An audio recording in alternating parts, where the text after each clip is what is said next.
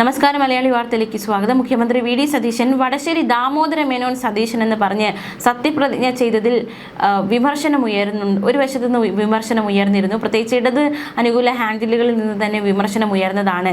അതായത് ജാതി പറഞ്ഞ് അല്ലെങ്കിൽ അത്തരത്തിലുള്ള അങ്ങനത്തെ ഒരു വിമർശനം ശക്തമായിരുന്നു. ഇതിനിടയിൽ പാർട്ടിയിൽ നിന്ന് തന്നെ ഈ ഒരു സംഭവത്തിൽ ചില എതിർപ്പുകൾ ഉയരുന്നുണ്ട്. ഒളിയമ്പുമായി ഇപ്പോൾ കോൺഗ്രസ് നേതാവ് ജിൻഡോ ജോൺ രംഗത്ത് വന്നിരിക്കുകയാണ്. തേക്കൻകാട്ടിൽ ജോൺ റോമൻ കാത്തലിക് ജിൻഡോ എന്നല്ല, ജിൻഡോ ജോൺ അത് മതി, അങ്ങനെ അറിയപ്പെട്ടാൽ മതിയെന്നും ജാതി വാലുകൾ ചുമക്കാത്ത കോൺഗ്രസ് ആകുന്നതാണ് എൻക്ലൂസീവ് എന്നും അദ്ദേഹം പറഞ്ഞിരിക്കുകയാണ്. എൻ്റെ രാഷ്ട്രീയം എൻ്റെ ബോധ്യങ്ങൾ കൂടിയാണ്, ഒരു അല്പം ലെഫ്റ്റായ ഒരു കോൺഗ്രസ് ബോധ്യം എന്നായിരുന്നു ജിൻഡോ സമൂഹ മാധ്യമത്തിൽ കുറിച്ചത്. മുഖ്യമന്ത്രിയുടെ സത്യപ്രതിജ്ഞയ്ക്ക് ശേഷം ഇതുവരെ ഇല്ലാത്ത ജാതിവാൽ എവിടെ നിന്ന് വന്നു എന്ന തരത്തിൽ സാമൂഹ്യ മാധ്യമങ്ങളടക്കം വലിയ രീതിയിലുള്ള വിമർശനങ്ങൾ ശക്തമായതാണ്. ഇതിനു പിന്നാലെയായിരുന്നു ജിൻഡോ ഇത്തരത്തിലൊരു കുറിപ്പ് കുറിച്ചത്. എന്നാൽ തന്റെ കുറിപ്പ് മുഖ്യമന്ത്രിയുടെ സത്യപ്രതിജ്ഞയുമായി ബന്ധപ്പെടുത്തേണ്ടതില്ല എന്നാണ് ജിൻഡോ പിന്നീട് നൽകുന്ന വിശദീകരണം. ഈ ദിവസങ്ങളിലെ സാമൂഹിക മാധ്യമങ്ങളുടെ അഭിപ്രായങ്ങൾ കാണുമ്പോൾ നമ്മുടെ ലെഫ്റ്റ് സ്റ്റാൻഡിൽ നിന്ന് നമ്മൾ പിന്നോട്ട് പോകുന്നത് പോലെ തോന്നി, അതുകൊണ്ട് പോസ്റ്റ് ചെയ്തതാണ്. ജാതിവാലുകൾ ഉപയോഗിക്കുന്നത് തെറ്റാണെന്നും അല്ലെന്നും പറയുന്നവരുണ്ട്. മാത്രമല്ല, പറയാൻ എളുപ്പമുള്ള ജാതിവാലുകൾ ഉപയോഗിക്കാൻ പ്രിവിലേജ് കിട്ടുന്നവരുണ്ട്. ഇതില്ലാത്ത ആളുകളാണ് നമ്മുടെ ഇടയിൽ കൂടുതലുള്ളത്. ഞങ്ങളൊക്കെ ആരാധനയോടെയും ബഹുമാനത്തോടെയും കാണുന്ന നേതാവായ പ്രിയപ്പെട്ട മുഖ്യമന്ത്രിയെ വി ഡി സതീശൻ എന്ന് വിളിക്കുന്നതാണ് ഇഷ്ടം.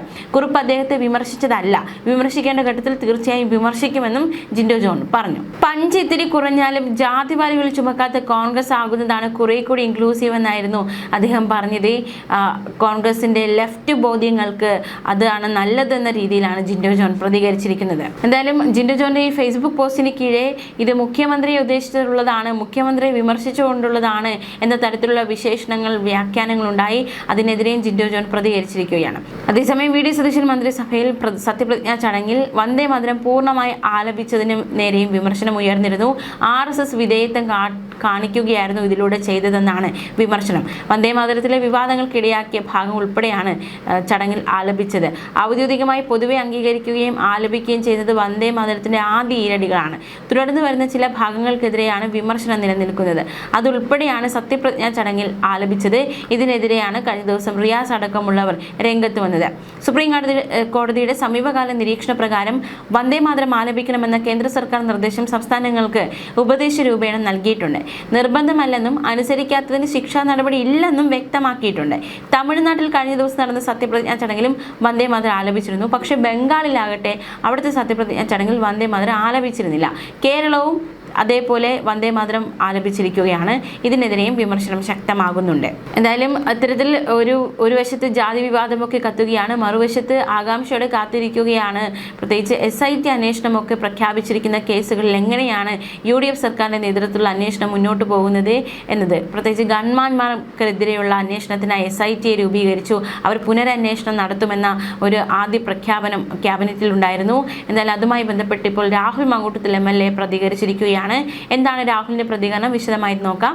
നവകേരള സദസ്സിൽ സമരക്കാരെ തല്ലിയ അനിൽകുമാറിനും സന്ദീപിനുമെതിരായ കേസ് SP ഷൗക്കത്ത് അലി അന്വേഷിക്കും. ഏത് ഷൗക്കത്ത് അലി? മുടക്കോഴി മലയിൽ പോയി TPയെ കൊന്ന കൊടിസുനിയെയും CPM ക്രിമിനൽ സംഘത്തെയും പിടികൂടിയ ഷൗക്കത്ത് അലി. അതിൻ്റെ പേരിൽ വിജയൻ സർക്കാർ 10 വർഷം ദ്രോഹിച്ച ഷൗക്കത്ത് അലി. കാര്യങ്ങൾ മനസ്സിലാകുന്നുണ്ടല്ലോ അല്ലേ പാർട്ടി എന്ന് പറഞ്ഞുകൊണ്ടാണ് രാഹുൽ മാങ്കൂട്ടത്തിൽ ഫേസ്ബുക്ക് പോസ്റ്റ് പങ്കുവച്ചിരിക്കുന്നത്. ഇപ്പോൾ പാർട്ടിയിൽ നിന്ന് പുറത്താണ് രാഹുൽ മാങ്കൂട്ടത്തിൽ. പാർട്ടിയിലേക്ക് തിരിച്ചെത്തിയിട്ടില്ല എങ്കിൽ പോലും പാർട്ടിയെ രാഹുൽ മാങ്കൂട്ടത്തിൽ പുറത്താക്കിയിട്ടില്ല. അതുകൊണ്ട് തന്നെ പാർട്ടി എടുക്കുന്ന ഓരോ തീരുമാനങ്ങളിലും സന്തോഷം പ്രകടിപ്പിച്ച് രാഹുൽ മാങ്കൂട്ടത്തിൽ ഫേസ്ബുക്ക് പോസ്റ്റുകൾ പങ്കുവയ്ക്കുന്നുണ്ട്. നവകേരള യാത്രയ്ക്കിടെ ആലപ്പുഴയിൽ വെച്ച് മുൻ മുഖ്യമന്ത്രി പിണറായി വിജയന്റെ ഗൺമാന്മാർ യൂത്ത് കോൺഗ്രസ് പ്രവർത്തകരെ മർദ്ദിച്ച സംഭവത്തിലാണ് ഇപ്പോൾ SIT അന്വേഷണം തുടങ്ങിയിരിക്കുന്നത്. ആദ്യ അന്വേഷണ സംഘങ്ങൾ നൽകിയ 2 റിപ്പോർട്ടുകളും പരിശോധിച്ചു. ആലപ്പുഴ ക്രൈംബ്രാഞ്ച് SP ഷൗക്കത്ത് അലി സംഘവും ആലപ്പുഴയിലെത്തുമെന്ന്. ഈ മർദ്ദനമേറ്റവരിൽ ഒരാൾ ഇന്ന് MLA ആണ്, നിയുക്ത MLA AD തോമസ്. അതുമാത്രമല്ല അജയ് ജുവൽ കുര്യാക്കോസിനെ ഇരുവരുടെയും മൊഴിയെടുക്കും. ദൃശ്യങ്ങൾ പകർത്തിയ മാധ്യമ പ്രവർത്തകരിൽ നിന്ന് വിവരങ്ങൾ തേടും. 15 ദിവസം കൊണ്ട് അന്വേഷണ പുരോഗതി റിപ്പോർട്ട് സമർപ്പിക്കും. സംഭവത്തിൽ പുനരന്വേഷണത്തിനായി കഴിഞ്ഞ ദിവസമാണ് പ്രത്യേക സംഘത്തെ നിയോഗിച്ചത്. 15 ദിവസത്തിനകം റിപ്പോർട്ട് സമർപ്പിക്കണമെന്നാണ് സംസ്ഥാന പോലീസ് മേധാവി നൽകിയിരിക്കുന്ന നിർദ്ദേശം. UDF സർക്കാർ അധികാരമേറ്റ ശേഷമുള്ള ആദ്യ മന്ത്രിസഭാ യോഗത്തിലാണ് പുനരന്വേഷണത്തിന് തീരുമാനമായത്. നവകേരള യാത്രയ്ക്കിടെ ആലപ്പുഴ കോടതിയിൽ വെച്ച് പ്രതിഷേധിച്ച യൂത്ത് കോൺഗ്രസ് പ്രവർത്തകരെ മുഖ്യമന്ത്രിയായിരുന്ന പിണറായി വിജയന്റെ സുരക്ഷാ ഉദ്യോഗസ്ഥർ മർദ്ദിച്ചത് കടുത്ത പ്രതിപക്ഷ പ്രതിഷേധത്തിലേക്ക് നയിച്ചിരുന്നു. 2023 ഡിസംബറിൽ ഉണ്ടായ സംഭവത്തെ രക്ഷാപ്രവർത്തനം എന്നായിരുന്നു മുൻ മുഖ്യമന്ത്രി പിണറായി വിജയൻ വിശേഷിപ്പിച്ചത്. പിന്നീട് കോടതിയുടെ നിർദ്ദേശപ്രകാരം അന്വേഷണം തുടങ്ങി. പക്ഷേ കൃത്യനിർവഹണം മാത്രമാണ് എന്നാണ് അത്തരത്തിലുള്ള റിപ്പോർട്ടാണ് സമർപ്പിച്ചത്. മാധ്യമങ്ങളടക്കം വന്ന ദൃശ്യങ്ങൾ കണ്ട കോടതി ഗൺമാൻ അനിൽകുമാറിനും സുരക്ഷാ ഉദ്യോഗസ്ഥൻ സന്ദീപ് എസിനുമെതിരെ പുനരന്വേഷണത്തിന് നിർദ്ദേശിക്കുകയായിരുന്നു. പക്ഷേ 1.5 വർഷം കഴിഞ്ഞു. LDF സർക്കാർ അതിന് തയ്യാറായില്ല, പുനരന്വേഷണം നടത്താൻ തയ്യാറായില്ല. ഇപ്പോൾ UDF സർക്കാർ അധികാരം ഏറ്റ ഉടനെ എടുത്ത നിർണായക ചില സുപ്രധാന തീരുമാനങ്ങളൊന്ന് ഈ കേസിന്റെ പുനരന്വേഷണമായിരുന്നു. എന്നാൽ UDF സർക്കാർ അധികാരത്തിലേറിയ ആദ്യ ദിവസം തന്നെ നടന്ന മന്ത്രിസഭാ യോഗത്തിൽ തന്നെ SIT രൂപീകരിച്ച് ഈ സംഭവത്തിൽ പുനരന്വേഷണം നടത്തുക എന്ന തീരുമാനത്തിലേക്ക് എത്തിയിരിക്കുകയാണ്. ആലപ്പുഴ ക്രൈംബ്രാഞ്ച് SP ഷൗക്കത്ത് അലി മേൽനോട്ടം വഹിക്കുന്ന സംഘത്തിലെ അന്വേഷണ ഉദ്യോഗസ്ഥൻ ബൈജു പൗലോസ് ആണ്. 7 അംഗ സംഘം 1 മാസത്തിനകം അന്വേഷണം പൂർത്തിയാക്കണമെന്ന നിർദ്ദേശമാണ് നൽകിയിരിക്കുന്നത്. ഇതിനിടയിൽ 15 ദിവസമാകുമ്പോൾ അന്വേഷണ പുരോഗതി റിപ്പോർട്ട് സമർപ്പിക്കണമെന്നും സംസ്ഥാന പോലീസ് മേധാവി നിർദ്ദേശിക്കുകയുണ്ടായി. കേരളത്തിലെ യുവജനങ്ങളുടെ ആത്മാഭിമാനം ഉയർത്തിയ നടപടി എന്നാണ് മർദ്ദനത്തിനിരയായ നിയുക്ത ആലപ്പുഴ MLA AD തോമസ് പ്രതികരിച്ചത്. ഈ സാഹചര്യത്തിലാണ് നിർണായക ഫേസ്ബുക്ക് പോസ്റ്റുമായി രാഹുൽ മാങ്കൂട്ടത്തിൽ രംഗത്ത് വന്നത്. മാത്രമല്ല, നേരത്തെ ഈ ഒരു SIT അന്വേഷണം പുനരാരംഭിക്കും എന്ന ഒരു പ്രഖ്യാപനം വന്നപ്പോൾ തന്നെ ഈ വിഷയത്തിൽ രാഹുൽ മാങ്കൂട്ടത്തിൽ പ്രതികരിച്ചെന്ന് അത് ഇപ്രകാരമാണ്: കണക്ക് ചോദിക്കാതെ ഈ കാലം കടന്നു പോകുമെന്ന് കരുതിയോ? അന്നേ പറഞ്ഞതാണ് എന്നും വിജയനായിരിക്കില്ല കേരളത്തിന്റെ മുഖ്യമന്ത്രി എന്ന്. വിജയൻ സേനയ്ക്കെതിരെ SIT അന്വേഷണം കണക്കുകൾ പറഞ്ഞു തന്നെ പോകാമെന്നായിരുന്നു രാഹുൽ മാങ്കൂട്ടത്തിൽ പങ്കുവച്ച ഫേസ്ബുക്ക് പോസ്റ്റ്.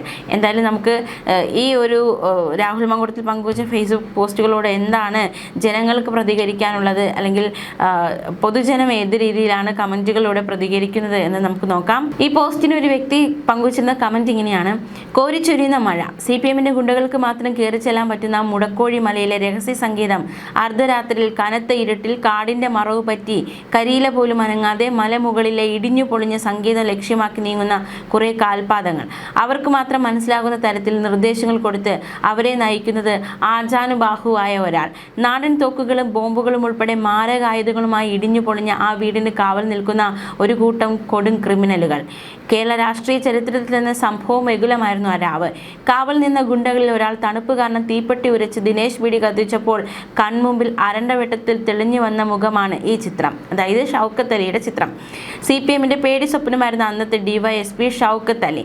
മുടക്കോഴി മലയിൽ നിന്നും കൊടിസുനി അടക്കമുള്ള കൊടും തീവ്രവാദികളെ കോഴിക്കുഞ്ഞുങ്ങളെ തൂക്കുന്നത് പോലെ തൂക്കിയെടുത്ത് മലയിറങ്ങിയ കരുത്തനായ പോലീസുകാരൻ. പാർട്ടി ഗുണ്ടകൾക്ക് ഭക്ഷണം കൊടുക്കാൻ വന്ന പാർട്ടി കുടുംബത്തിലെ സ്ത്രീ വരെ ബലാത്സംഗം ചെയ്യപ്പെട്ടുവെന്ന അതിക്രൂര പ്രവർത്തികൾ പോലും പുറംലോകം അറിഞ്ഞത് ഷൗക്കത്ത് അലി ആ മല കയറിയതിനു ശേഷമാണ്. അന്ന് ഒരു കൂട്ടം പോലീസുകാരെയും കൊണ്ട് മലമുകളിലേക്ക് നടന്നു കയറിയ ധീരനായകൻ കഴിഞ്ഞ 10 കൊല്ലവും വനവാസത്തിലായിരുന്നു. ഇപ്പോൾ കേരള പോലീസിലെ സൂപ്പർ ഹീറോയുടെ പട്ടാഭിഷേകം നടന്നിരിക്കുന്നു. വിജയന്റെ ധൈര്യത്തിൽ കോൺഗ്രസുകാരുടെ തലതല്ലി പൊളിച്ച ഗൺമാന്മാരുടെ കേസ് അന്വേഷിക്കാൻ മുഖ്യമന്ത്രിയുടെ നിർദ്ദേശപ്രകാരം ആഭ്യന്തരമന്ത്രി പുതിയ അന്വേഷണ സംഘം രൂപീകരിച്ചിരിക്കുന്നു. സ്പെഷ്യൽ ഇൻവെസ്റ്റിഗേഷൻ ടീമിന്റെ തലവനായി രാജകീയ തിരിച്ചുവരവ് നടത്തുന്ന കേരള പോലീസിന്റെ അഭിമാനം SP ഷൗക്കത്ത് അലി ഗൺമാനെയും ടീമിനെയും തൂക്കുമെന്ന് പ്രതീക്ഷിക്കുന്നുവെന്ന ഒരു മറുപടിയാണ് ഒരു വ്യക്തി ഈ ഒരു രാഹുൽ മാങ്കൂട്ടത്തിൻ്റെ പോസ്റ്റിന് മറുപടിയായി അതിൽ കമൻ്റായി കുറിച്ചിരിക്കുന്നത്. മറ്റൊരാൾ പറയുന്നത്: നിന്റെ ഗർഭം കലക്കിയ കേസ് ശരിയായി വരുന്നുണ്ട്. ഉടുതുണിയില്ലാതെ നിൽക്കുന്നവൻ മുണ്ടുടുത്തവനെ കളിയാക്കുന്നത് പോലെയുണ്ട് ഈ കേസുമായി ബന്ധപ്പെട്ട് രാഹുൽ മാങ്കൂട്ടത്തിൽ പങ്കുവച്ച ഫേസ്ബുക്ക് പോസ്റ്റ് എന്ന് മറ്റൊരാൾ വിമർശിക്കുന്നുണ്ട്. ഗർഭം കലക്കികൾക്കെതിരെയും SIT അന്വേഷണം ഉണ്ടെന്ന് കേട്ടു, ശരിയാണോ ആവോ എന്ന് മറ്റൊരാൾ കമന്റ് കുറിച്ചിരിക്കുകയാണ്. TP വധക്കേസിൽ അന്വേഷണം കടുപ്പിച്ചതിന് ശേഷം മുഖ്യപ്രതിയുടെ താവളത്തിൽ കയറി ചെന്നപ്പോൾ കൊല്ലുമെന്ന് വെല്ലുവിളിച്ച കൊടിസുനിയുടെ ചെവിക്കൽ അടിച്ചു പൊട്ടിച്ചിട്ട് കൊല്ലട എന്ന് ആർത്തു വിളിച്ച് തൂക്കിയെടുത്ത് അഴിക്കുള്ളിലിട്ട കേരള പോലീസിലെ പുലിയാണ് ഷൗക്കത്ത് അലി IPS എന്ന് മറ്റൊരാൾ കുറിക്കുകയാണ്. മാത്രമല്ല, കോൺഗ്രസ് നേതൃത്വത്തിന് ആണത്വമുണ്ടെങ്കിൽ ഈ ഷൗക്കത്ത് അലിയെ കൊണ്ട് ഇവന്റെ നിലവിലുള്ള 3 പീഡന കേസും കൂടി അന്വേഷിക്കട്ടെ, അന്ന് കോൺഗ്രസിനെ അംഗീകരിക്കും. അല്ലാതെ ഇതൊക്കെ വെറും പ്രഹസനം എന്നെ കണക്ക് കൂട്ടാൻ പറ്റുകയുള്ളൂ എന്ന് മറ്റൊരാൾ കമന്റ് കുറിക്കുന്നുണ്ട്. ഇതിനിടയിൽ മറ്റൊരാൾ പാർട്ടിയിലേക്ക് രാഹുലിനെ ഉടൻ ചേർക്കണമെന്നൊരു തരത്തിലൊരു കമന്റ് കുറിച്ചിട്ടുണ്ട്. രാഹുൽ മാങ്കൂട്ടത്തിൽ എന്ന യുവ നേതാവ് ജനഹൃദയങ്ങളിലേക്ക് വളർന്നു വരുന്നതിനിടയിൽ ചില രാഷ്ട്രീയ പ്രതിസന്ധികൾ നേരിടേണ്ടി വന്നിട്ടുണ്ട് എന്നത് യാഥാർത്ഥ്യമാണ്. എന്നാൽ അദ്ദേഹത്തെ വേട്ടയാടാൻ ഇറങ്ങി തിരിച്ചവർ ആരും തന്നെ പരിശുദ്ധന്മാരാണെന്ന് അരിയാഹാരം കഴിക്കുന്ന മലയാളി വിശ്വസിക്കുന്നില്ല. ഇന്ത്യൻ നിയമങ്ങൾക്ക് വിരുദ്ധമായി ഞാനൊരു തെറ്റും ചെയ്തിട്ടില്ല എന്ന് തല ഉയർത്തിപ്പിടിച്ച് അസന്നിഗ്ധമായി പറയാൻ രാഹുലിന് സാധിക്കുന്നത് പോലെ അവർക്കാകില്ല. ബഹുമാനപ്പെട്ട കോടതിക്ക് ആ സത്യം ബോധ്യപ്പെട്ടതുകൊണ്ടാണ് അദ്ദേഹത്തിന് ജാമ്യം അനുവദിച്ചത്. എങ്ങനെയെങ്കിലും രാഹുലിനെ കൊടുക്കാൻ മാർക്സിസ്റ്റ് പാർട്ടി സർവ്വസജ്ജമായി ഇറങ്ങി തിരിച്ചപ്പോഴാണ് അദ്ദേഹത്തിന് ജയിലിൽ കിടക്കേണ്ടി വന്നത്. ഇതിന് പരോക്ഷമായി BJPയും കൂട്ടുനിന്നു. കഴിഞ്ഞ തിരഞ്ഞെടുപ്പിൽ ആ സീറ്റ് പിടിച്ചെടുക്കാമെന്ന BJPയുടെ വ്യാമോഹം ഒടുവിൽ തകരുകയാണ് ചെയ്തത്.